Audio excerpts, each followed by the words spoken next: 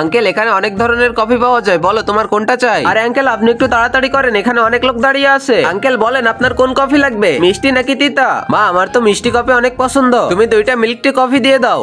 এই নিন আঙ্কেল এটা আপনার জন্য। এবার বলো মা তোমাকে কত টাকা দিতে হবে? ভাই আঙ্কেল এই মেয়েটা তো অনেক ভালো, আমার ছেলের বউ হতে একেবারে যোগ্য। তুমি বসে আছো, কষ্ট হয়ে গেছে নাকি? হ্যাঁ আঙ্কেল একটু কষ্ট হয়েছে। এই দেখো আমার কাছে দেশি কফি আছে, এটা খেলে তোমার আর কষ্ট মনে হবে না। দাঁড়াও বানিয়ে দেই। Thank you uncle. ও আঙ্কেল এটা খেতে সত্যি অনেক মজা। মজা তো হবে, এটা আমার ছেলে লন্ডন থেকে নিয়ে আইছে।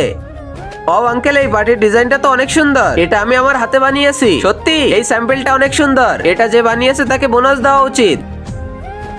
জি স্যার এটা আমি বানিয়েছি। এই তুমি কি বলতেছো, মিথ্যা কেন বলতেছো? ওই বুড়া আঙ্কেল এটা বানিয়েছে। তুমি হয়তো ভুলে যাচ্ছ এখানকার ম্যানেজার হলো আমি। বেশি কথা বলো না, কোম্পানি থেকে বের করে দিব। তুমি তো এখন আর ম্যানেজার নেই, তুমি এমন ভাবে কথা বলতেছো। কে তুমি? এ তো এই কোম্পানির বস, এখন একে কোম্পানি থেকে বের করে দাও। বাবা তোকে যে মেয়ের কথা বলেছিলাম এটাই সেই মেয়ে। হ্যাঁ বাবা আমার অনেক পছন্দ হয়েছে। আর আগে মহান আল্লাহকে তুমি ভালোবাসলে লাইক এন্ড সাবস্ক্রাইব করে দাও, আর পার্ট 2 দেখতে চাইলে অবশ্যই কমেন্টে পার্ট 2 লিখো।